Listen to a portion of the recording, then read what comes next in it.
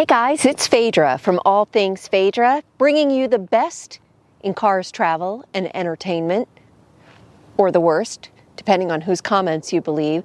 But if you've never been here before, I would love for you to just stop for a second, hit that subscribe button, maybe click that bell so you get notifications every time I do a new video. Like this, because today we are talking about cars, and we are not just talking about cars, we are talking about large and in-charge cars. In fact, this is a sport utility vehicle, obviously, and the last time I did a video, I was talking about a Jeep. Today, I'm talking about a very different type of Jeep. I'm going to see if I can get this right. This is the 2021 Jeep Grand Cherokee L Summit Reserve 4x4. I might have missed a word in there, but that's what you're looking at behind me. This is not the Grand Cherokee. This is actually a different, larger model called the Grand Cherokee L. Now, I got to be honest, for those of you that haven't been here before, I get these cars from a press fleet.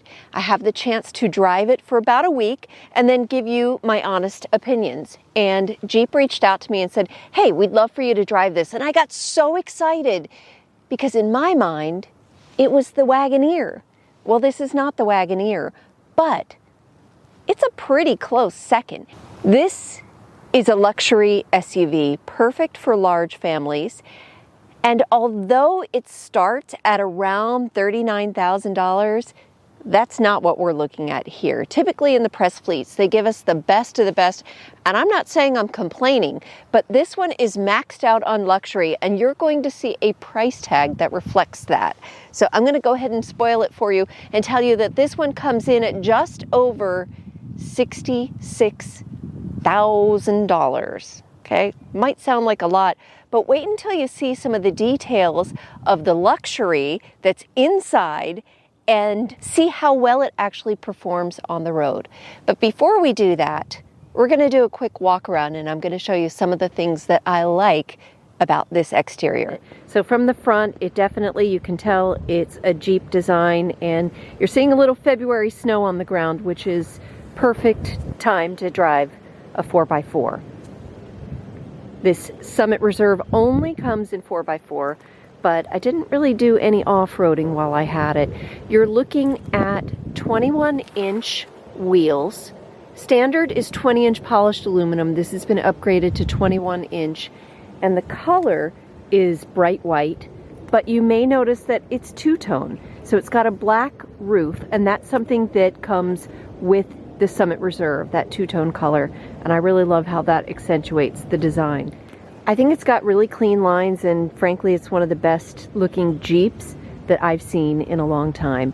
And right here, down here, you'll see there's the L badge. Now I want you to see how the lights have lit up as I got closer to it. That is a cool little feature called perimeter approach lights. So if you have the key fob in your pocket, as you approach the car, the lights are going to light up. And I think that comes in handy if you are looking for your car in a sea of vehicles. Where this car or vehicle really shines is on the interior. So let's go in and take a look at that now.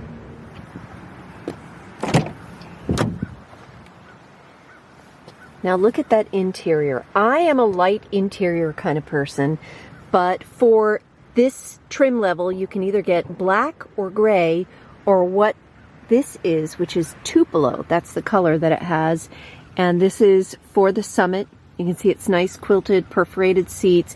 It does have heating and cooling. These seats can actually do a lot. This is an upgraded leather surface called Palermo leather. My only concern here, and this is probably with any cars, these press cars get a lot of wear and tear. I'm certainly not the first to drive this. And you can see it does have some discoloration here on the seat, but I think you'll find that that happens with most vehicles.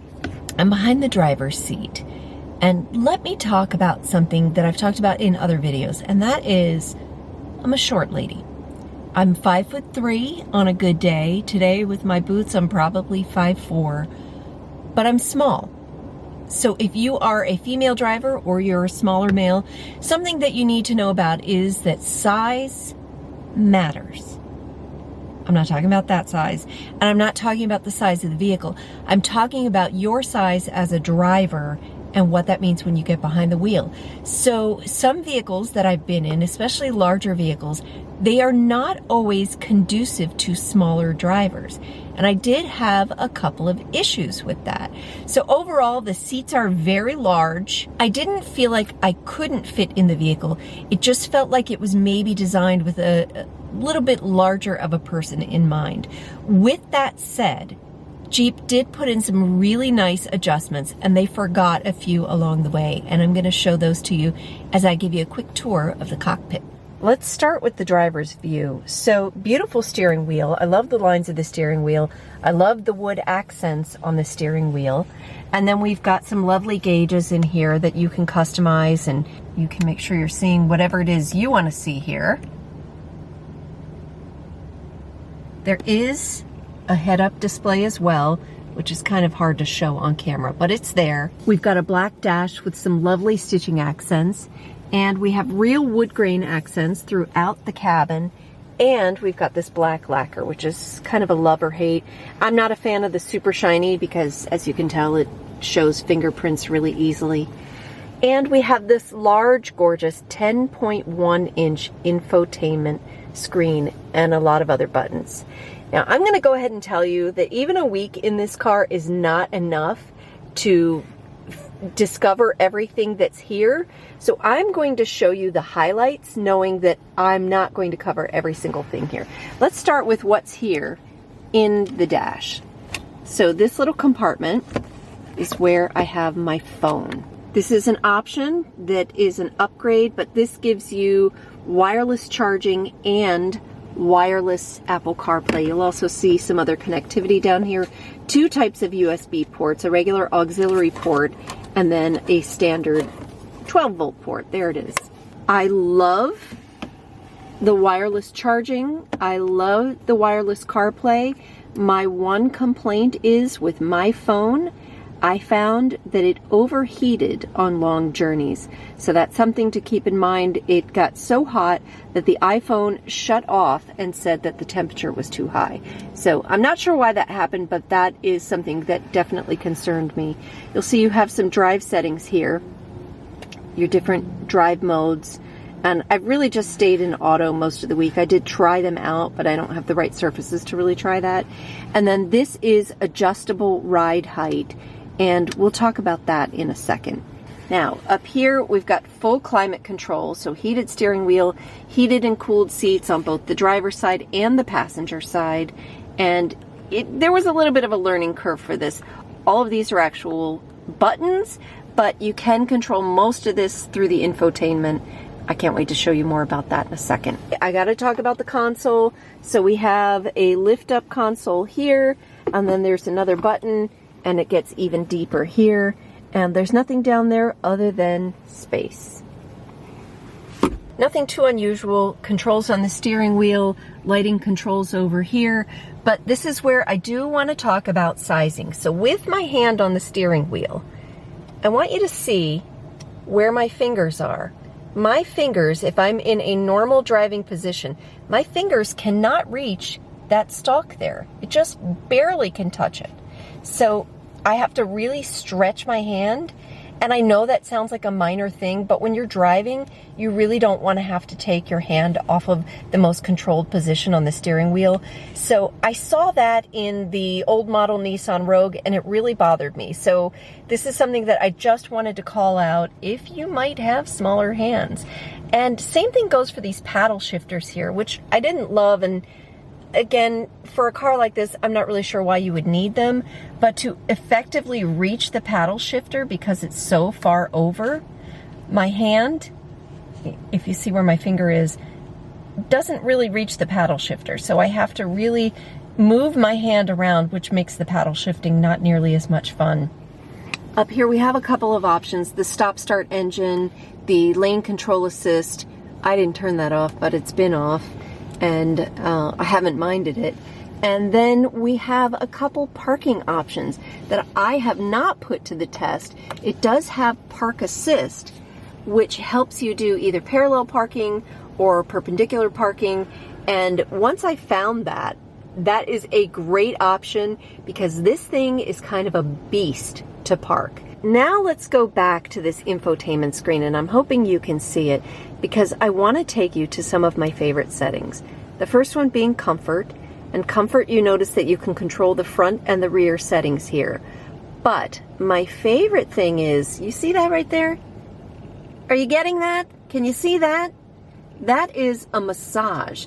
So for both the driver and the passenger, you can turn on a massage while you're driving. By the way, the high extend is what I recommend. And it's just a really gentle massage. It's not gonna hurt your back at all. And I think that's great if your back gets sore when you're driving, or just if you get fatigued from driving. So I used that constantly along with the heated seats. If we go down to the vehicle settings, you do have some cool options here. So we've got a forward-facing camera if I want to see what's coming up in front of me. And this is the coolest thing. Clean the camera. Did you see that? Let me do it again. It does a little swish of water so it can clean it. Now we've got the FamCam. All right, we're looking back to see, like, okay, what's going on? What are you guys doing back there in the third row? What videos are you watching, right? You see? So if you really want to make sure you can see what your kids are doing, you get, or if you're just kind of a perv, you can turn on that rear seat right there, that FamCam. I also want to show you in the vehicle settings, if we go to lights and we can go to the ambient color personalization. You can personalize your colors. So you can pick the color that you want for this top area and a different color down by your feet. So you wanted that turquoise color, and then down by your feet you want red, which looks really gross, by the way, but you can do that, or you can sync the colors, and I just think that's kind of a really neat option. Now we're going to go back down here, and I'm going to talk to you about this feature right here. And this feature is about ride height. So let's say you're going over, I don't know, you have a lot of snow or whatever, and you want better clearance. So you can raise it, and you'll see right here on the dashboard, it tells you that it's raising the vehicle. Off-road ride height achieved. So I put it all the way down, which you can do for entry and exit.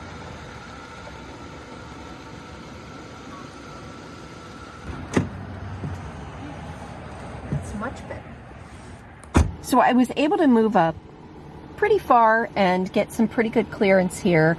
But down here, you have the option to telescope the steering wheel, move it up and down, move it forward and backward. Down here, we have the seat controls, and you do have this bolster in the front that you can move forward and backward. The other thing that you have down here, besides the standard seat control, is you have the lumbar support. And then on this one right here, this up and down, I don't know if you'll be able to see it, but that moves the bolsters on the driver's seat. So it will hug you in the seat. So even though I felt really small in this vehicle, I think they put in a lot of options to make you feel like you can fit and you've got better visibility. Out of the front and into the back, and wait till you see what they offer the passengers back here. A continuation of the same luxury design. So we've got the quilted leather seats here, and we've got some really nice features. So I'm going to pop in and show you and talk about the leg room. So I'm sitting in the back seat, and I have this driver's seat adjusted to where I would normally sit. So remember, I'm 5'3", and I'm sitting behind the 5'3" driver. And I've got plenty of leg room, and actually this seat is up pretty far. So if I don't have any third row passengers, I can put this all the way back, and this is pretty spacious back here. I've got pretty good leg room, but that's not the case over here. So we're gonna go check that out. So in this situation over here, I do have this second row seat all the way back, and I do have this seat right here, this passenger seat, all the way back as well. And it's a pretty tight squeeze. So what I'm saying is, if you've got someone really tall and they're sitting up here and someone's sitting here, and let's say there's someone in the back and you need to make some leg room, it's going to be a little tight. So all I'm saying is, this guy He's got to move his seat forward, give me a little bit more leg room. But overall, as a 5'3" person, I do feel a little cramped right now, but you can see I have that seat back pretty far. And while I'm here, let's look at what we do offer the rear seat passengers. So they do have their own climate control, which Mom and Dad can take away up front if you don't want them to have it. And they do have some really nice luxuries like heated and cooled seats in the back. And then down here, we've got a lot of connections. So 2 different types of USB connections and an outlet. More and more I am appreciating this, if I can get it open, because I'll take my son in the car and he wants to plug in his laptop so he can do homework while we're in the car. Don't I have a good kid? Now back here, we have 2 permanent cup holders, which is good. They don't fold out. They're permanently there. These are captain's chairs here. And I believe you can get bench seating in other models. We've got a compartment here, and then we've got a console for these people as well. This piece, by the way, comes out if you just want a deeper console. And then this can lift up even more for the 3rd row passengers, and that makes more sense when you're sitting in the back. I kind of love this back seat. It's comfortable. It can be roomy depending on how you have your seats configured, but the real test is how usable is that 3rd row. So we're gonna go check that out right now. So you have a couple options with this 2nd row. You can fold it flat, simply with that button right there. I did move this passenger seat up a little bit so we can see the clearance.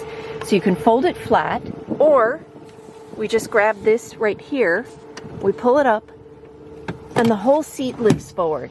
And this is one thing that I really noticed. That is really good clearance area to be able to get into the 3rd row. A lot of times they give you just this little tiny space that I can barely fit through. But I feel like that's pretty good clearance to get in there. And then, wait till you see this. I was really impressed when I saw this. You see this little indentation right here? That's a handle to help you get up and back. Back here you'll see the 3rd row headrests are folded down. We're gonna fold them up and we're gonna get ready to sit back here. I need to pull that seat back. I'm gonna do that right now. Wish me luck. Okay. So this seat is now in the forward position. It's pulled a little bit forward, and look at this leg room. This is actually totally reasonable. Now, the one chief complaint about 3rd row seats, and this is true for almost any 3rd row seat, is that the floor is higher. So your knees are always going to be higher here.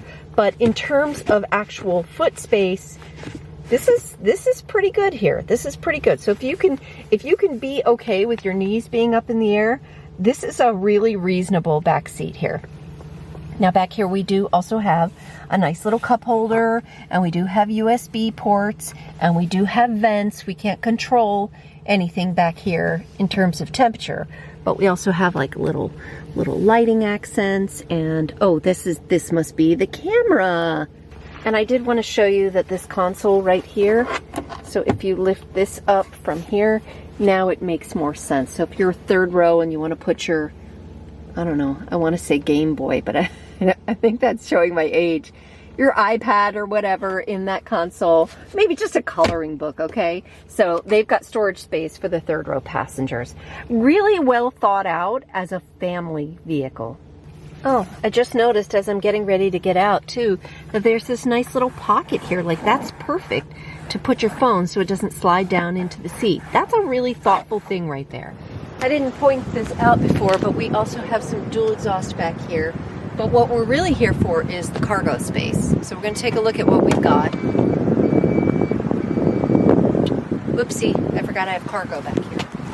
If we take a look at what's back here, we've got a little cover, and this door gives you additional storage space under here, access to a tire jack, and then access to unmount your spare tire, which is up underneath the vehicle. So there's a hold to set button. Okay, I just set the height. Okay, I just set the height for that. Now we're going to go ahead and fold down these seats, and there's a button for that. Okay, here's the button for the second row, the third row, which is great because I'm going to do all of that. So it flips the second row down quickly and it slowly puts the third row down. Oops, I forgot I have cargo on that seat. I'm just winning today, aren't I? Okay, let's put this third row down so you get a sense of how much cargo space you have with just the third row down. Now remember, this Grand Cherokee L gives you 15 more inches than the regular Grand Cherokee. That's a lot. So that is a tremendous amount of cargo space with just the third row down. We go ahead and put that second row down, and you can see you've got some really nice space here. That center console does fold flat, by the way, so if you needed to put something in here that was large and flat, you could easily do that. So a tremendous amount of cargo space, really nice width, really nice height. All right, now we are going to do a little bit of driving behind the wheel. Yes, I am actually behind the wheel. I am actually driving. The one thing that I want to talk about is the engine, because I haven't mentioned it. It's a 3.5 liter V6 engine, and at first I was a little worried that maybe this would feel a little underpowered. It is a little over 5,000 pounds, this vehicle, and it puts out 290 horsepower and 257 pound-feet of torque. So I was a little worried. I was a little worried that it might feel a little underpowered for such a big vehicle. And here's what I have found. Power-wise, it's actually fine. The acceleration is great. My only issue, I have two issues. One is the shift point. The shift point seems to be pretty late. The other thing is that this car has a lot of momentum. I'm not saying that's a bad thing. It's just something that I want you to be prepared for. And what I mean by that is it's got good acceleration, but when you're ready to stop, you're going to have to really hit the brakes because this vehicle has a lot of momentum. It feels very heavy. It's also a little difficult to maneuver, a little challenging to get in and out of parking spaces. But overall, it's a loud ride. You can hear the fuel pump, you can hear the engine. It's not a quiet ride, but it's a very comfortable ride and it's a very responsive ride. Now we're going to try and hit a hard acceleration, see what happens.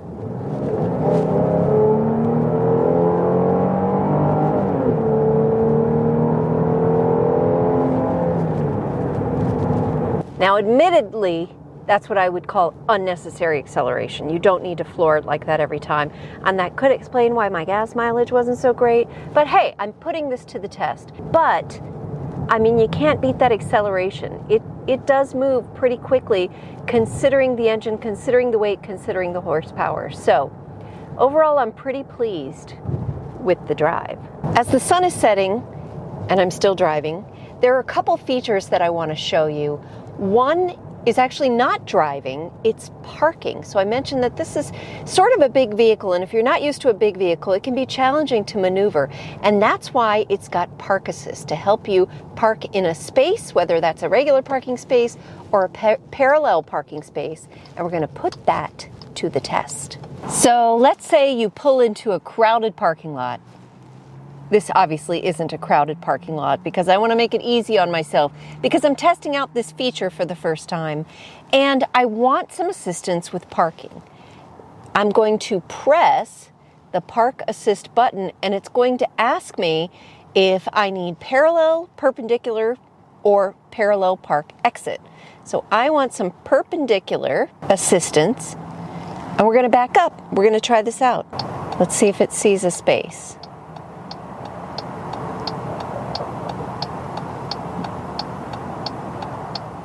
Well, I've circled the parking lot several times, and it doesn't seem to be sensing any parking spaces based on the lines.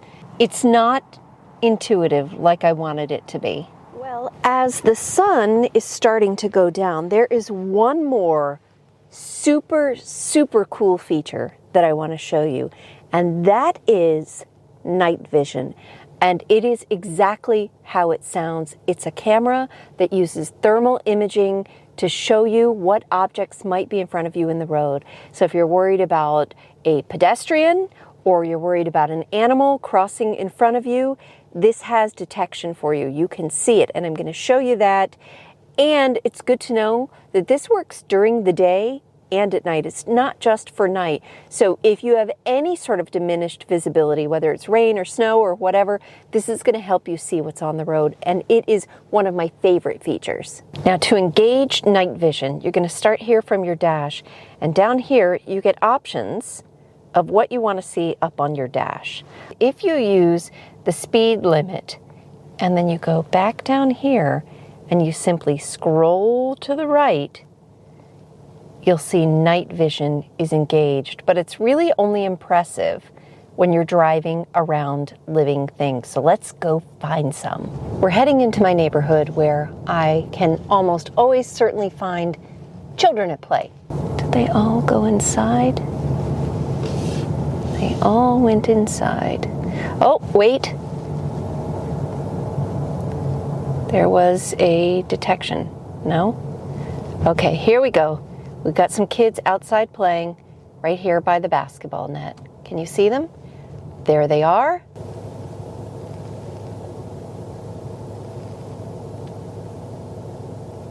That was just a super quick, super fast demo of the night detection. I think it's a really awesome feature. I look forward to seeing that on more vehicles, not just super high-end vehicles.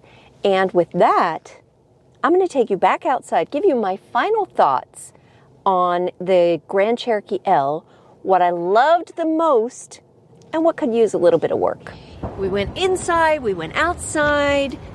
Actually, no, we went outside first, then we went inside, then we went for a drive, and now here we are, back outside again. My favorite things about this car: the perimeter approach lights, the heated massage seats, the bolsters on the seats, the interior rear-facing camera, the camera cleaner, the exterior camera cleaner, the ambient two-tone lighting, the power adjusting steering wheel, the rear heated and ventilated seats, the real wood accents throughout, the 19-speaker stereo system, wireless Apple CarPlay, wireless charging, night vision with detection, and the ability to change the height of the vehicle for aerodynamics.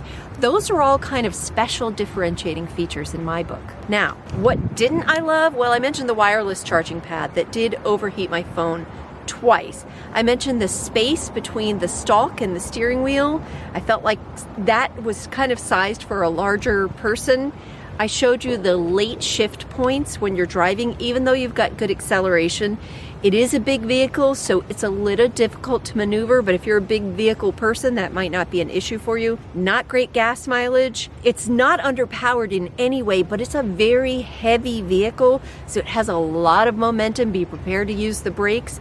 And finally, a little bit noisy when you're driving. I could hear the fuel pump noise when the engine was engaged, and so it was a little noisier than I liked. But overall, this was way more vehicle than I was expecting. So just to wrap it up, Jeep Grand Cherokee L Summit Reserve 4x4, I did get that right.